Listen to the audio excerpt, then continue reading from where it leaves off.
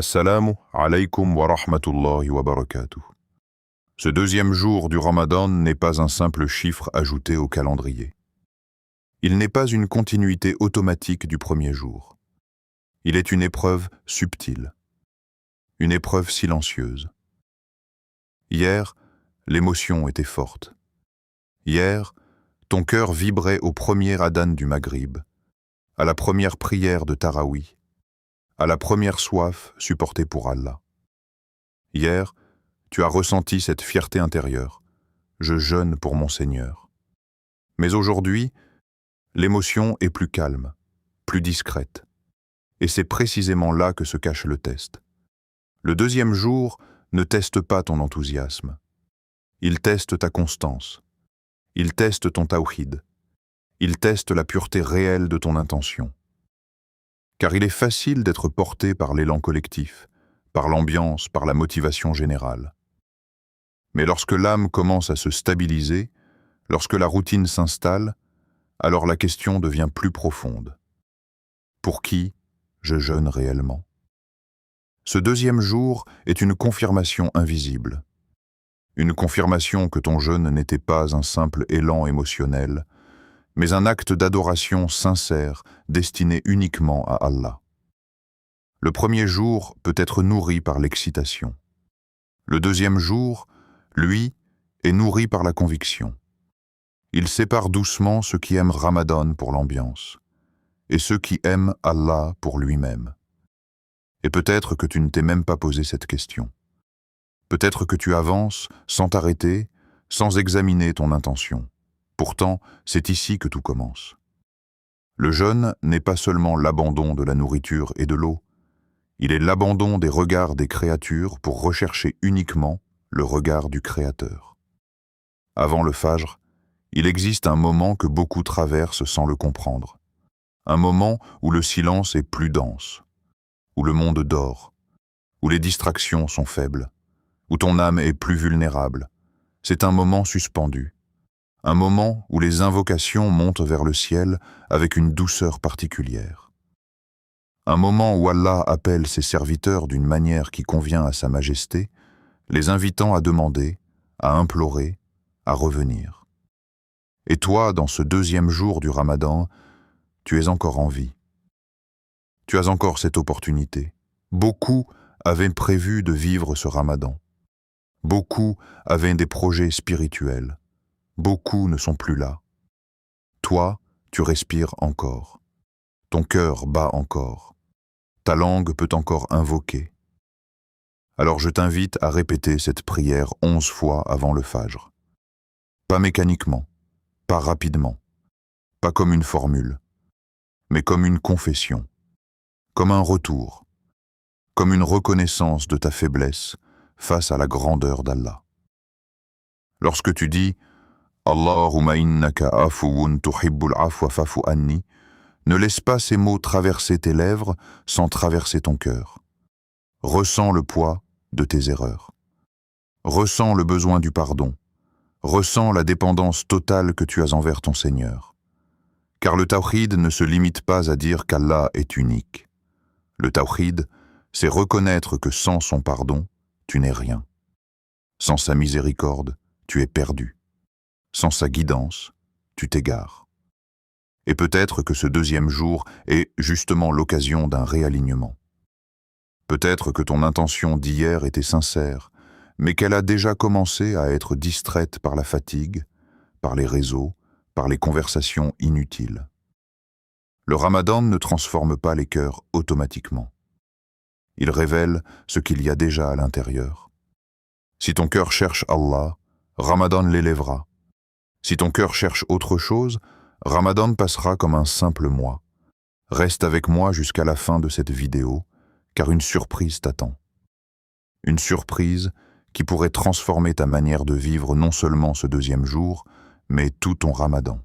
Ne quitte pas maintenant, car ce que tu vas entendre pourrait être précisément ce que ton cœur attendait sans le savoir. Si ces paroles touchent ton âme, abonne-toi à la chaîne et écris en commentaire.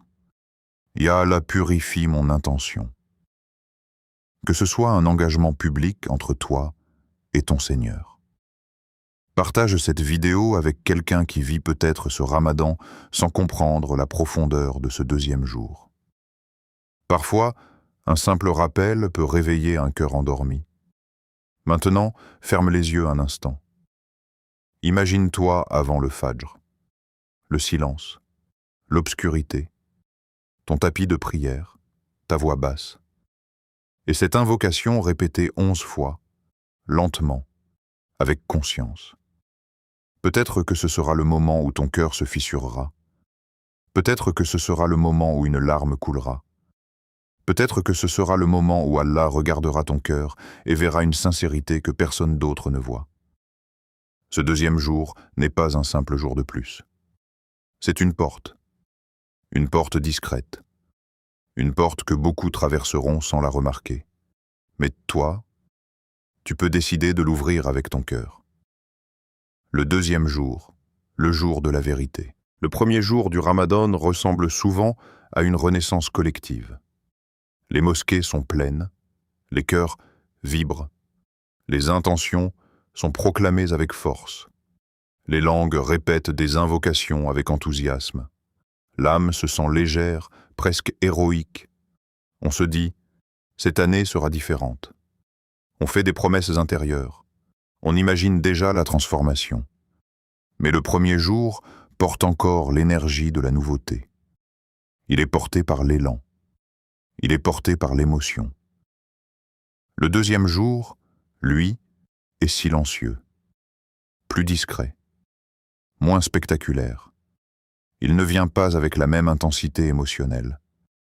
Il arrive comme une question posée à voix basse, une question que personne d'autre n'entend, une question qui ne s'affiche pas sur ton visage, une question que seul ton cœur comprend. Pourquoi fais-tu vraiment cela? Le deuxième jour est le jour où les intentions commencent à se séparer. Pas extérieurement, pas dans les apparences, mais intérieurement, invisiblement. Certains continuent à jeûner parce que tout le monde jeûne, parce que c'est Ramadan, parce que c'est la norme, parce que cela fait partie du rythme annuel. D'autres jeûnent avec une conscience brûlante qu'Allah les observe. Le deuxième jour agit comme un miroir. Il ne crée rien. Il révèle. Il révèle la nature de ton jeûne. Est-ce une habitude culturelle, une pratique sociale, une routine héritée, ou est-ce une adoration consciente? Car le tawhid ne commence pas seulement par la parole. Il commence par l'intention. Dire qu'Allah est unique est une affirmation, mais agir exclusivement pour lui est une révolution intérieure. Le deuxième jour teste cette révolution. Hier, ton cœur était peut-être rempli d'enthousiasme. Aujourd'hui, il est face à la constance. Hier, tu étais porté par l'émotion collective. Aujourd'hui, tu es face à toi-même. Et c'est là que la vérité apparaît. Pourquoi je jeûne? Prends un instant et réponds honnêtement. Pas avec une réponse religieusement correcte. Pas avec une réponse que tu donnerais en public. Mais avec une réponse nue. Est-ce que tu jeûnes parce que tu crains le regard des gens? Parce que tu veux être cohérent avec ton image? Parce que c'est automatique? Ou est-ce que tu jeûnes parce que tu sais qu'Allah mérite ton adoration, même si personne ne te voyait?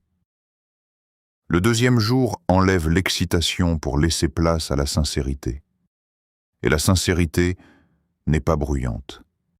Elle est stable. Elle ne cherche pas à impressionner. Elle cherche à plaire à Allah uniquement. Il y a une différence immense entre accomplir un acte religieux et accomplir un acte pour Allah. Deux personnes peuvent jeûner exactement de la même manière extérieurement. La même abstinence, les mêmes heures, la même faim. Mais l'une est élevée auprès d'Allah et l'autre ne récolte que la fatigue. Pourquoi? Parce que l'intention transforme l'acte. Le deuxième jour est le jour où tu peux réajuster ton intention. Sans drame, sans culpabilité excessive, juste avec lucidité. Tu peux dire « Ya Allah, si hier mon intention était mélangée, Purifie-la aujourd'hui. Le tawhid commence ici. Rendre chaque acte exclusivement pour Allah. Exclusivement. Pas partiellement, pas majoritairement. Exclusivement. Cela signifie que même ton jeûne le plus discret devient un acte d'amour. Même ta soif devient un témoignage silencieux que tu préfères l'obéissance d'Allah au confort de ton corps. Le deuxième jour est un filtre. Il sépare ceux qui vivent de Ramadan comme un événement annuel de ceux qui le vivent comme une rencontre avec leur Seigneur. Et peut-être que tu ressens déjà cette lutte intérieure. Peut-être que ton âme te murmure « Ralentis, reviens, recentre-toi ». Peut-être que tu te rends compte que ton esprit a déjà été distrait par des choses futiles, même en ce deuxième jour. Cela ne signifie pas que tu as échoué. Cela signifie que tu es humain. Mais la grandeur réside dans la correction immédiate. Le deuxième jour est un appel à la profondeur. Il te demande de passer d'un islam hérité à un islam conscient, d'un jeûne automatique à un jeûne intentionnel. Imagine que ce deuxième jour soit le dernier que tu vivras. Est-ce que ton jeûne serait différent? Est-ce que ton attention serait plus concentrée? Est-ce que ton cœur serait plus présent? La vérité du deuxième jour est simple. Allah ne regarde pas ton abstinence. Il regarde ton cœur. Et ton cœur, en ce moment même, c'est la vérité. Le moment avant le Fajr. Il existe dans la nuit un moment que beaucoup traversent sans le comprendre. Un moment qui ne fait pas de bruit. Un moment que les écrans ne célèbrent pas. Un moment que le monde moderne a presque oublié. Pourtant, c'est un moment immense. Avant le Fajr. Lorsque la nuit est encore profonde. Lorsque les maisons sont plongées dans le silence. Lorsque les respirations sont lentes et que les distractions sont faibles. C'est dans cette obscurité que la lumière spirituelle est la plus intense. Allah descend au ciel le plus bas d'une manière qui convient à sa majesté. Sans ressemblance avec la création, sans comparaison, et il appelle « Y a-t-il quelqu'un qui m'invoque pour que je lui réponde? Y a-t-il quelqu'un qui me demande pour que je lui donne? Y a-t-il quelqu'un qui me demande pardon pour que je lui pardonne ?» Ce n'est pas une métaphore poétique. Ce n'est pas une simple image spirituelle. C'est une réalité rapportée authentiquement. Une réalité qui se répète chaque nuit.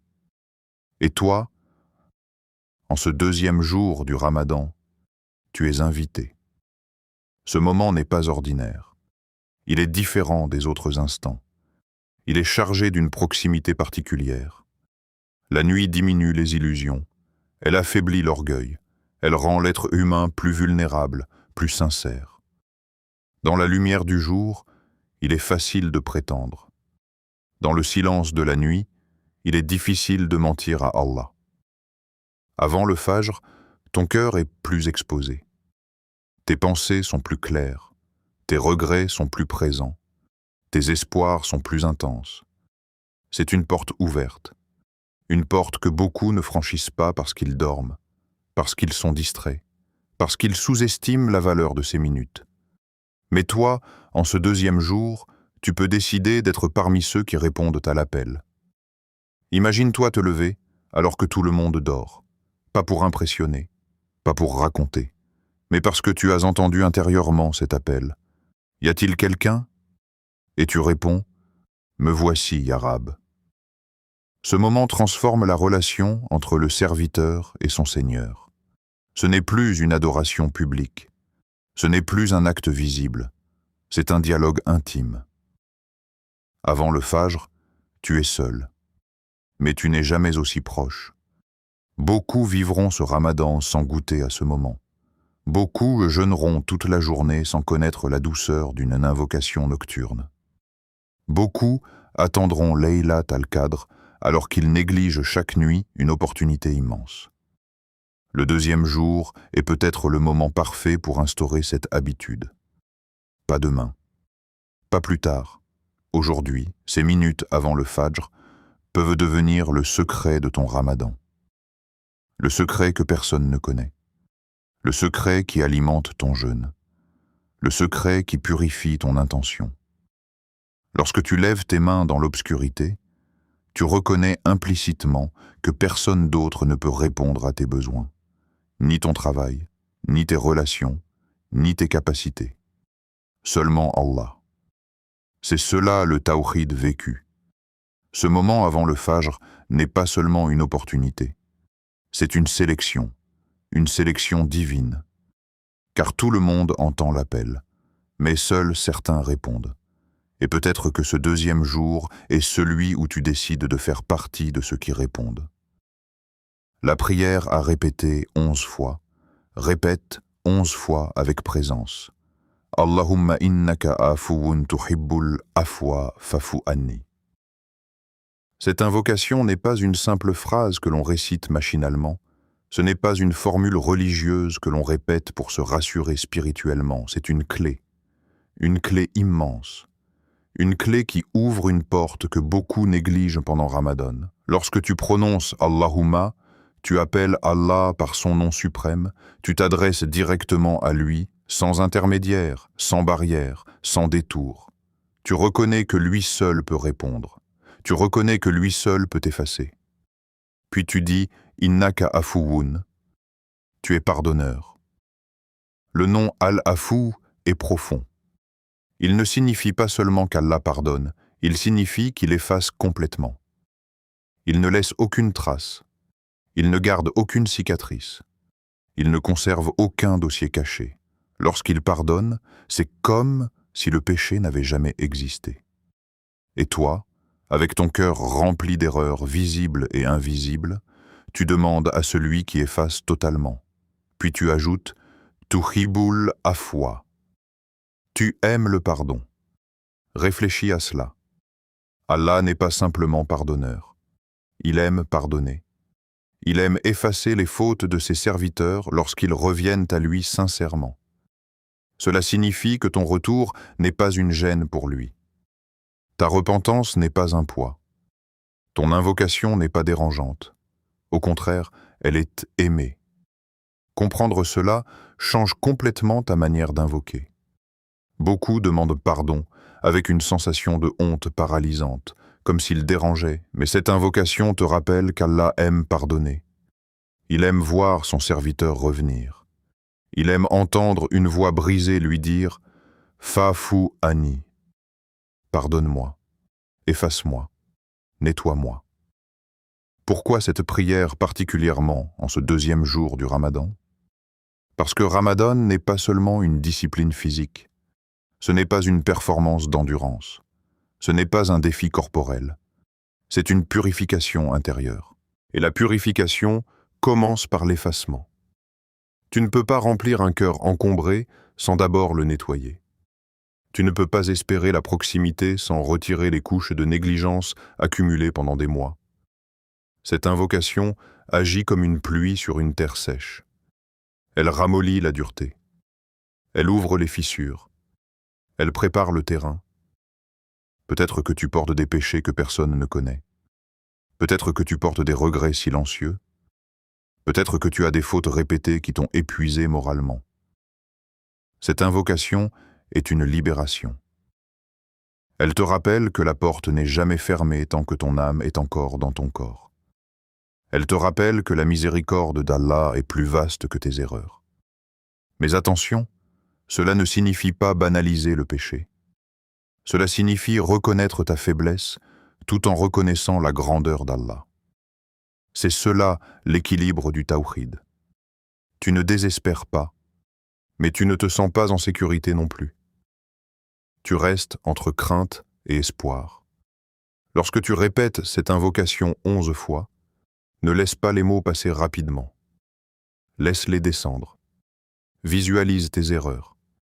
Visualise les moments où tu as négligé la prière, les instants où tu as parlé durement, les regards interdits, les intentions mélangées. Puis imagine-les effacés, complètement effacés. Non pas couverts temporairement, effacés. C'est cela, Al-Afou. Ce nom seul mérite des heures de méditation. Ramadan est le mois du Coran, le mois du jeûne, le mois de la patience. Mais au centre de tout cela, il y a le pardon. Car à quoi servirait un mois d'effort si le cœur reste encombré? À quoi servirait la faim si l'arrogance reste intacte? À quoi servirait la soif si l'orgueil subsiste? Le pardon est la clé qui donne un sens à tout le reste. Sans pardon, les actes restent superficiels. Avec le pardon, ils deviennent transformation. Peut-être que tu attends Laylat al-Qadr pour intensifier tes invocations. Mais pourquoi attendre? Le deuxième jour est déjà une opportunité. Peut-être que cette nuit est plus précieuse que tu ne le penses. Peut-être qu'Allah veut voir si tu cherches son pardon dès le début, ou seulement lorsque l'émotion collective s'intensifie. Répète cette prière jusqu'à ce qu'elle change ton état intérieur. Répète-la jusqu'à ce que ton cœur s'humilie. Répète-la jusqu'à ce que tu ressentes ta dépendance totale. Ce n'est pas le nombre qui transforme, c'est la présence. Mais le nombre t'aide à entrer dans la profondeur. Et plus tu répètes avec conscience, plus tu réalises que le plus grand obstacle entre toi et Allah n'est pas le monde extérieur. C'est l'accumulation intérieure. Pourquoi 11 fois? 11 n'est pas un chiffre magique. Il n'a aucun pouvoir mystique autonome. Il ne garantit rien par lui-même. Mais il a une sagesse subtile. Lorsque tu répètes quelque chose une ou deux fois, ton esprit reste superficiel. Lorsque tu le répètes davantage, ton attention commence à fluctuer. Puis, à un certain point, soit tu abandonnes, soit tu entres réellement dans la présence. Le nombre 11 te pousse à franchir cette barrière. Il t'oblige à ralentir, à rester, à persévérer quelques minutes de plus que ton impulsion initiale. Nous vivons dans une époque d'instantanéité. Tout est rapide, tout est compressé. Même nos invocations deviennent parfois rapides. Nous voulons ressentir vite. Nous voulons pleurer vite, nous voulons être transformés vite. Mais la purification n'est pas instantanée. Elle est progressive. Comme un polissage, comme un nettoyage, couche après couche. Chaque répétition enlève une couche de négligence. Imagine ton cœur comme un miroir exposé à la poussière pendant des mois. Une seule tentative ne suffit pas. Tu passes le chiffon encore et encore, lentement, progressivement. À la 3e répétition, tu es encore distrait. À la 5e, ton esprit commence à s'aligner. À la 7e, tu ressens une douceur. À la 9e, une vulnérabilité apparaît. À la 11e, quelque chose a changé. Peut-être imperceptiblement, mais réellement. Le nombre 11 crée un rythme. Il crée une stabilité. Il empêche la précipitation. Il te force à rester dans l'instant. Et dans ce Ramadan, ce dont tu as le plus besoin, ce n'est pas plus d'activité. C'est plus de profondeur. Pourquoi pas 100? Parce que l'objectif ici n'est pas l'épuisement. Ce n'est pas la performance numérique. C'est la qualité. 11 est suffisamment long pour créer une immersion, mais suffisamment court pour être soutenu chaque nuit. Le 2e jour est le moment parfait pour installer une habitude durable. Si tu commences aujourd'hui avec 11 répétitions conscientes, tu peux continuer tout le mois. Et imagine l'effet cumulatif. Chaque nuit, 11 fois. Chaque nuit, une purification. Chaque nuit, une proximité renouvelée. À la fin du Ramadan, ton cœur ne sera plus le même. Non pas à cause d'un événement spectaculaire, mais à cause d'une constance silencieuse. Ce 2e jour, nettoie ton intérieur, pas l'extérieur, l'intérieur, les intentions cachées, les jalousies subtiles, les rancœurs non avouées, les orgueils silencieux. L'invocation agit comme un dissolvant spirituel. Elle dissout ce que tu ne vois même pas. Lorsque tu répètes 11 fois, refuse la distraction. Si ton esprit s'échappe, ramène-le. Si ton téléphone t'appelle, ignore-le. Si la fatigue murmure, résiste quelques minutes. Car c'est précisément dans cet effort discret que se trouve la valeur. Ramadan est une école. Le deuxième jour est une salle de classe. Et cette invocation répétée 11 fois est un exercice de présence. Elle t'apprend à rester, à ressentir, à reconnaître que la transformation réelle ne vient pas des grandes déclarations publiques, mais des petits engagements privés répétés. Ce chiffre devient alors un symbole de discipline intérieure, un symbole de constance, un symbole de lutte douce contre la négligence. Et peut-être que personne ne saura jamais que tu as répété cette invocation 11 fois avant le Fajr. Peut-être que cela restera ton secret avec Allah. Mais c'est justement cela qui lui donne sa puissance. Car les actes les plus sincères sont souvent les plus invisibles. Le Ramadan et le Tawhid. Le jeûne est peut-être l'acte d'adoration le plus silencieux, le plus invisible, le plus intime. Lorsque tu pries, on peut te voir. Lorsque tu donnes en aumône, on peut parfois le savoir. Lorsque tu récites le Coran à haute voix, on peut t'entendre. Mais lorsque tu jeûnes, personne ne peut vérifier. Personne ne peut surveiller chaque instant. Personne ne peut entrer dans ta cuisine à midi. Personne ne peut contrôler si, seul dans une pièce, tu bois une gorgée d'eau. Et pourtant, tu ne le fais pas. Pourquoi?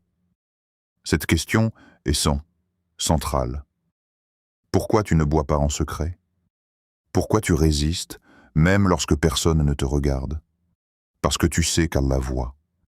Et cette conscience, cette certitude invisible, c'est le tawhid vivant. Ce n'est pas une théorie apprise. Ce n'est pas une leçon mémorisée. C'est une conviction active. Le tawhid, l'unicité d'Allah, ne se limite pas à dire qu'il est le seul créateur. Il signifie qu'il est le seul digne d'adoration, le seul dont le regard compte réellement, le seul dont la satisfaction est recherchée. Lorsque tu refuses de boire en secret, tu déclares intérieurement « Le regard d'Allah est plus important que mon confort ». Voilà le tawhid en action. Ramadan révèle cette réalité d'une manière unique. Toute l'année, tu peux accomplir des actes visibles, mais le jeûne est un test de sincérité pure. Si tu voulais tricher, tu pourrais le faire facilement. Mais tu ne le fais pas. Parce que quelque chose en toi est convaincu qu'Allah est présent, qu'il voit, qu'il sait. Cette conscience s'appelle l'ihsan. Adorer Allah comme si tu le voyais, et même si tu ne le vois pas, savoir qu'il te voit. Imagine un instant que cette conscience s'étende à toute ta vie, pas seulement à la nourriture et à la boisson, mais à tes paroles, à tes messages privés, à tes pensées, à tes intentions.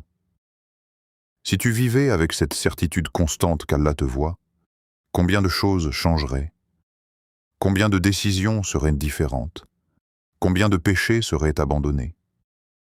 Le jeûne est une école de surveillance intérieure. Il t'apprend à développer un regard spirituel. Tu n'agis plus uniquement en fonction des conséquences visibles. Tu agis en fonction du regard invisible d'Allah. Et cela transforme tout. Lorsque tu ressens la soif et que tu continues malgré tout, tu déclares implicitement « Ya Allah, ton ordre est plus fort que mon désir ». C'est une soumission volontaire, une soumission consciente. Ce n'est pas une contrainte extérieure. Personne ne te force physiquement. C'est ton cœur qui choisit l'obéissance. Le Ramadan et le Tawhid sont profondément liés. Le mois entier est un rappel constant que ta relation avec Allah est directe, sans intermédiaire, sans mise en scène. Lorsque tu es seul, fatigué, irrité, affamé, et que tu continues à jeûner avec patience, tu vis le Tawhid. Tu reconnais qu'Allah est le seul qui mérite ton endurance. Mais attention, le Tawhid ne se limite pas à l'abstention. Il englobe aussi ton comportement. Si tu t'abstiens de boire mais que tu blesses par tes paroles, où est la cohérence? Si tu résistes à la nourriture mais pas à la colère, où est l'alignement? Ramadan t'invite à harmoniser ton intérieur et ton extérieur, à faire en sorte que ton jeûne soit total. Le jeûne te rappelle aussi ta dépendance. Quelques heures sans eau et ton corps s'affaiblit. Quelques heures sans nourriture et ton énergie diminue. Tu réalises que tu es fragile, que tu es dépendant. Et cette dépendance physique devient un miroir de ta dépendance spirituelle. Tu es dépendant d'Allah à chaque instant, pour respirer, pour penser, pour vivre. Lorsque cette prise de conscience s'installe, le tawhid cesse d'être une doctrine abstraite. Il devient une expérience quotidienne. Tu comprends que ta survie dépend d'Allah, mais aussi ton pardon, ta guidance, ta paix intérieure. Ramadan n'est pas seulement un mois d'abstinence, c'est un mois de recentrage. Il recentre ton regard vers Allah. Il réduit les distractions. Il affaiblit l'ego. Il met en lumière ta servitude. Et si tu vis ce mois avec cette conscience, ton jeûne devient plus qu'un rituel. Il devient un témoignage silencieux, que tu reconnais Allah comme unique, que tu l'adores sans condition, que tu préfères sa satisfaction à ton confort. Le tawhid vivant ne se voit pas toujours dans les grandes déclarations. Il se voit dans les petites résistances quotidiennes, dans les choix invisibles, dans les moments où tu aurais pu céder mais tu ne l'as pas fait, parce que tu sais qu'Allah voit. Et si c'était ton dernier Ramadan? Il y a 1 an, à cette même période, certains lisaient des rappels similaires. Ils planifiaient leur Ramadan. Ils parlaient de leurs objectifs spirituels. Ils disaient « Cette année, je vais changer ». Aujourd'hui, ils ne sont plus là. Leurs tombes ont remplacé leurs tapis de prière. Leurs noms sont prononcés avec miséricorde par leurs proches. Leur Ramadan s'est arrêté.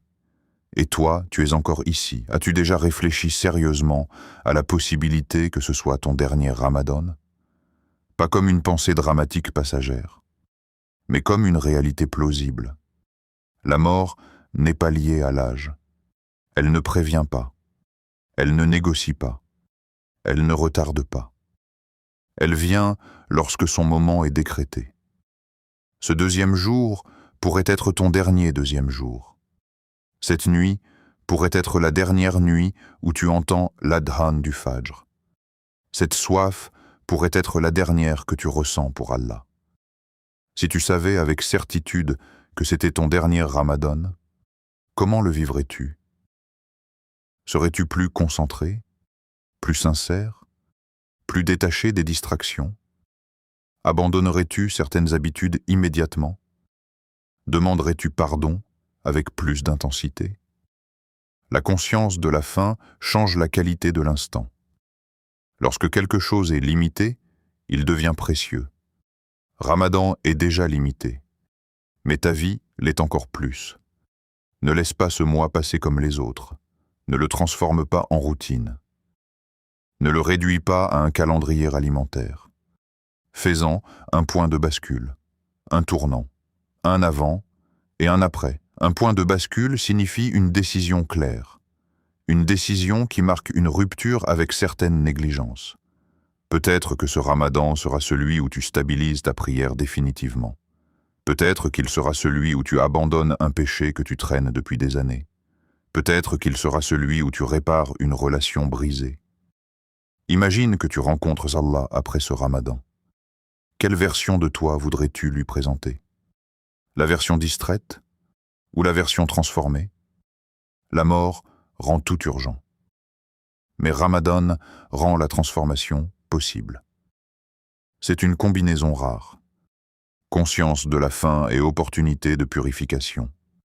Ne repousse pas à plus tard ce que tu peux corriger maintenant. Plus tard est une illusion confortable. Beaucoup ont dit plus tard. Leur plus tard n'est jamais arrivé. Ce 2e jour est une chance. Une chance que des millions auraient voulu avoir encore une fois. Tu respires. Tu peux invoquer. Tu peux pleurer. Tu peux corriger. Fais de ce Ramadan un héritage. Un mois qui, si c'était le dernier, serait suffisant pour que tu rencontres Allah avec espoir. Non pas parfait, mais sincère. Non pas irréprochable, mais repentant.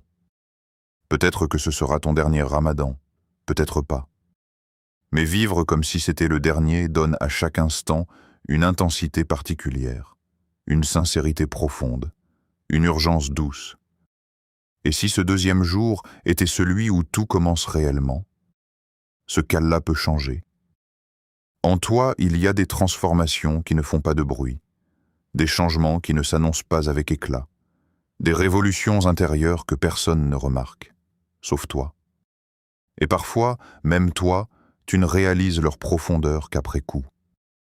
Ce deuxième jour du Ramadan porte en lui un potentiel immense. Pas seulement celui de multiplier des récompenses, mais celui de transformer ton état intérieur.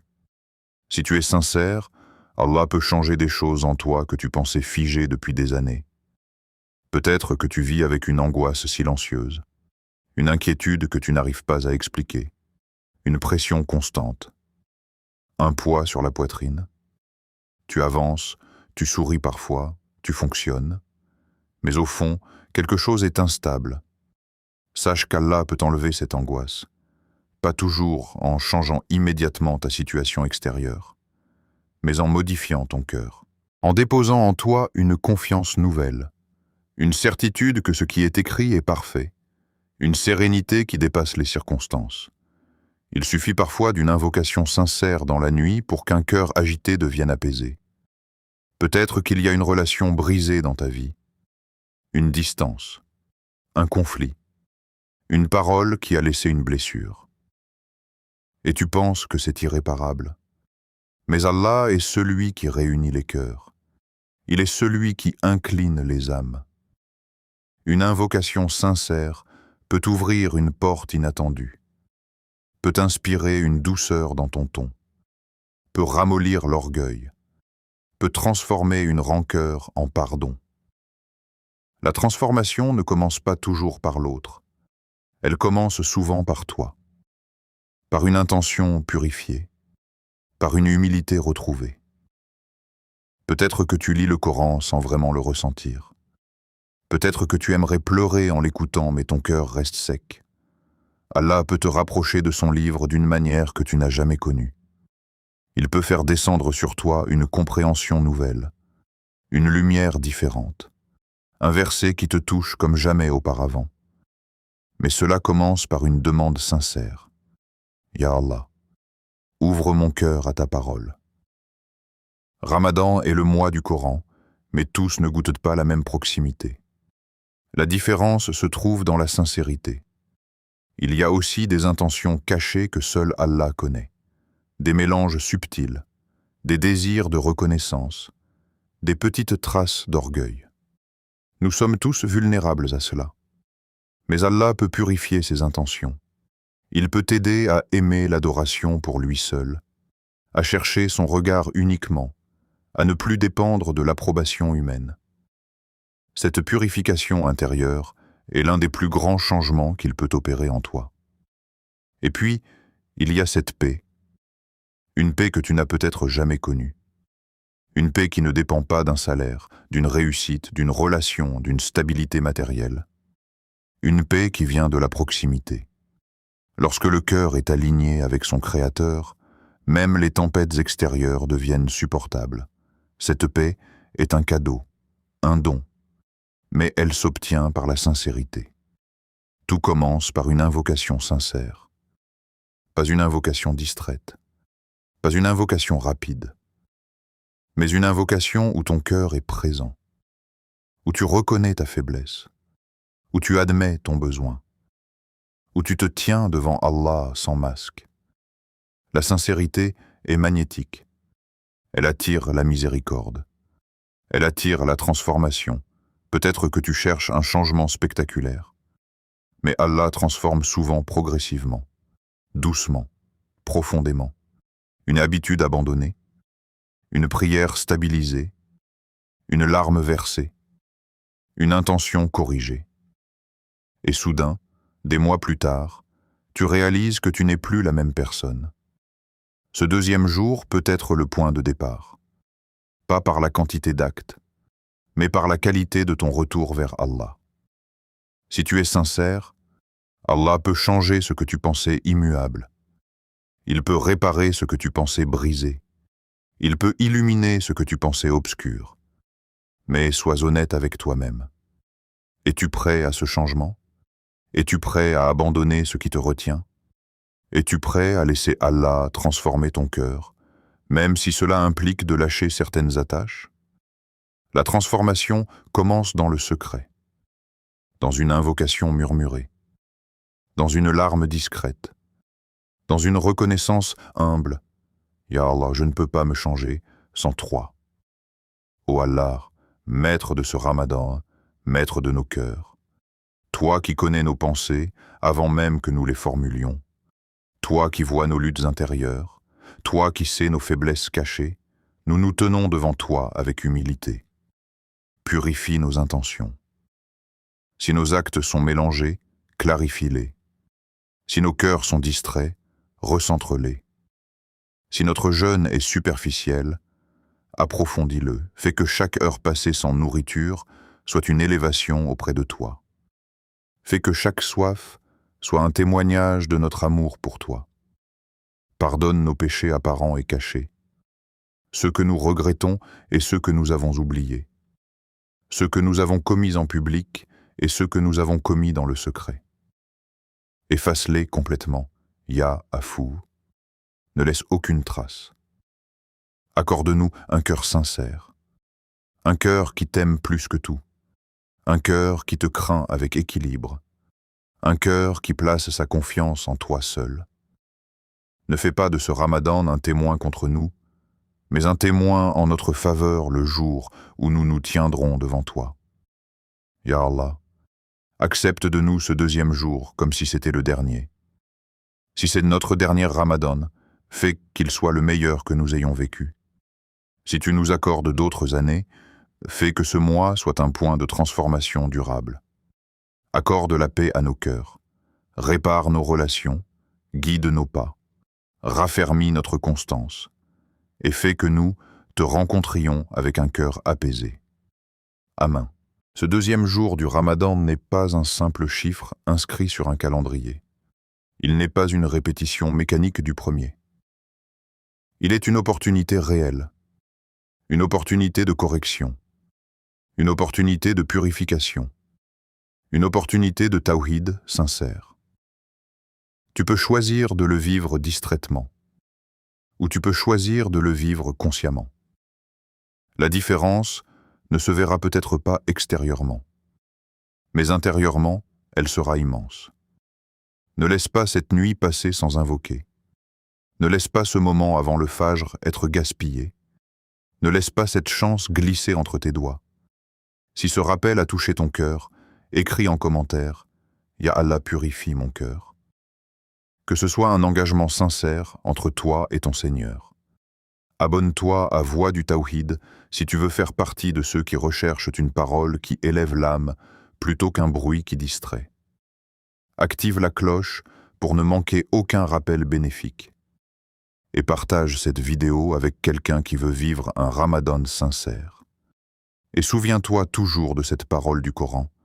En vérité, c'est par le rappel d'Allah que les cœurs s'apaisent. 13h28. Que ton cœur fasse partie de ceux qui s'apaisent.